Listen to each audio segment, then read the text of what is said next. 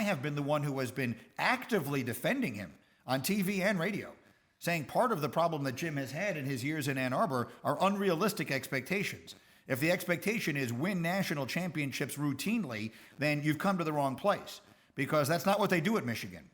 The last outright national championship they won was in 1948. They've shared one national championship since then. Bo Schembechler won 0 national titles. So if that's the expectation, be in the playoff every single year, like Ohio State and Alabama are, that's not realistic. But that's a far cry, that expectation, from expecting to be in the game with Wisconsin in your own building in the second quarter.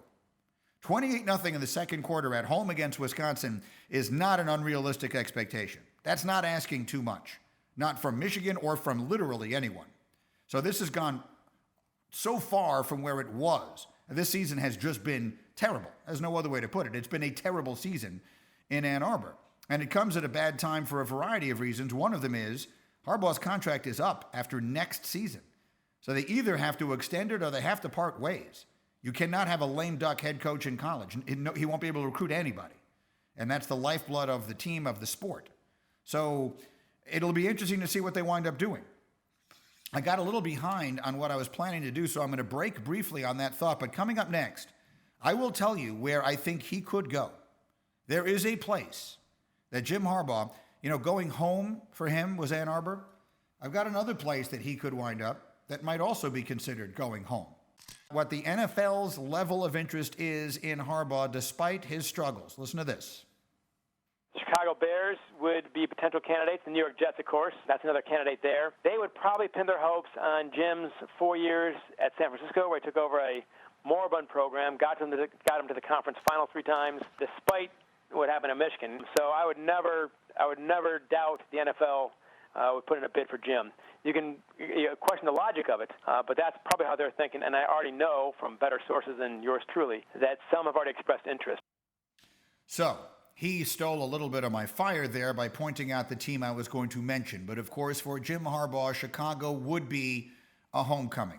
Jim Harbaugh was drafted in the first round by the Chicago Bears and played quarterback there for years, played under Mike Ditka, played well, wasn't a great player, was a little bit at the time of a controversial player because they were ups and downs. But one of the things that I remember most vividly about Harbaugh as a Bear was how close he was to the McCaskey family.